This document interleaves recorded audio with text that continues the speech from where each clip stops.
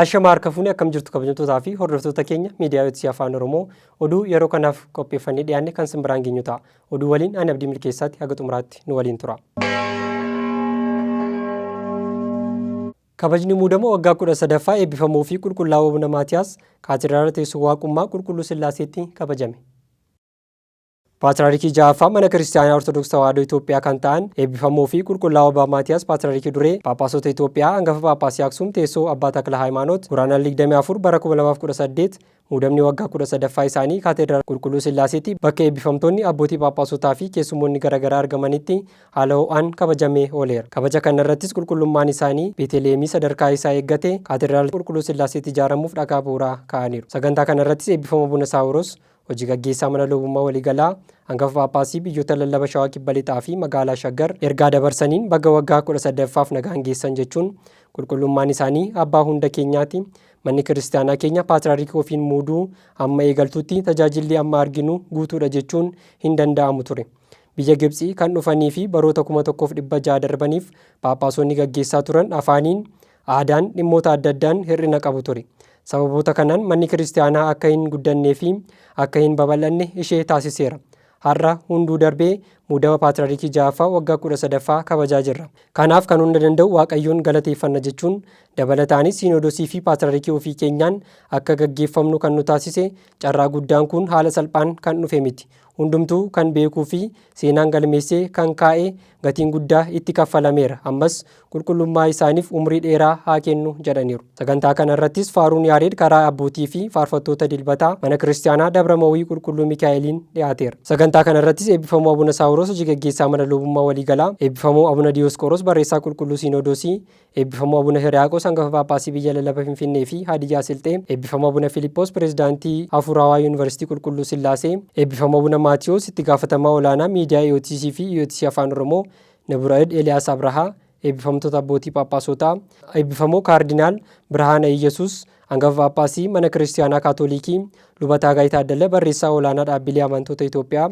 abbootii mana kiristaanaa, beektota amantaa fi keessummoonni adda addaa irratti argamaniiru. Dhumura irrattis qulqullummaan isaanii ergaa dabarsaniin rakkoolee nu mudatan tokko tokko ofirraa fageessuuf tokko taanee Waaqayyoo haa kadhannu jechuun dabalataanis mana kiristaanaa keenyatti tajaajiloonni adda addaa yoo jiraatan iyyuu ga'umsi isaa garuu wangeela hawaasa hundaaf dhaqqabsiisuudha. Tajaajilli lubummaa keenya bakka ramadameef irratti jiraachuu isaa safaramuu kan qabu tajaajila kanaanidha. Ayyaanni muudama har'aa kabaju kunis ergama kana kan bu'uureeffatedha. Itti gaafatamummaa manni kiristaanaa nutti kenniteen uummata keenya qajeelummaan haa tajaajilu jedhaniiru. Sagantichis eebbaa fi kadhannaa qulqullummaa isaaniin goolabameera. Yaadannoon boqonnaa waggaa 4ffaa eebbifamuu fi qulqullaa'uu Abuna Marqoriyoos Kaatediraala Teessoo Waaqummaa Qulqulluu Sillaaseetti kabajame.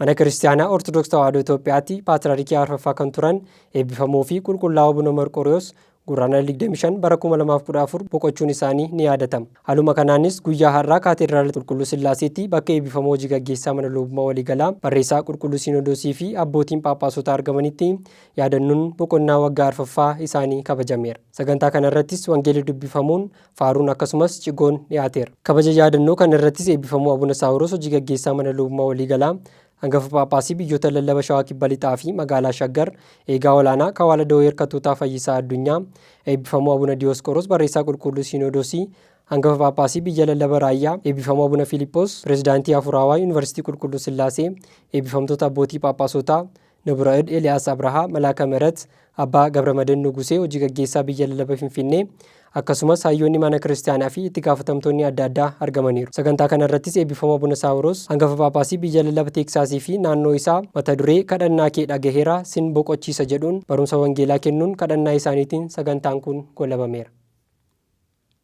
Akaadaamiin hooggansa magaalaa Finfinnee dhaabbilee amantaa Itoophiyaa waliin ta'uun leenjii gabaabaa dandeettii hooggansaa cimsu kennaa jira. Dabalatasaa Taariikuu Baqalaa akka hin taanutti qindeeffatee jira.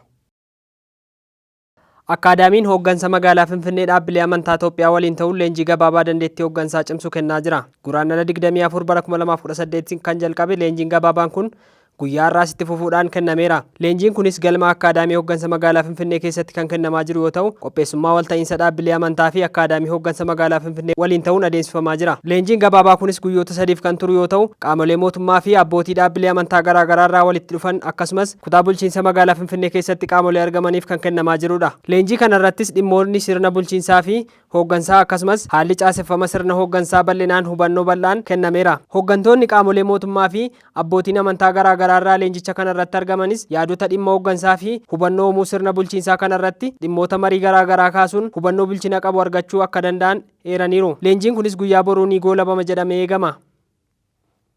Kabajamtootaa fi hordoftoota keenya miidiyaa OTC Afaan Oromoo oduun yeroo kanaaf qabannee dhiyaanne kan haga ammaatti daawwattan ture. Oduu waliin Anabdii Milkeessaan ture. Qophiilee OTC Afaan Oromoo afaan waliin turtii gaarii.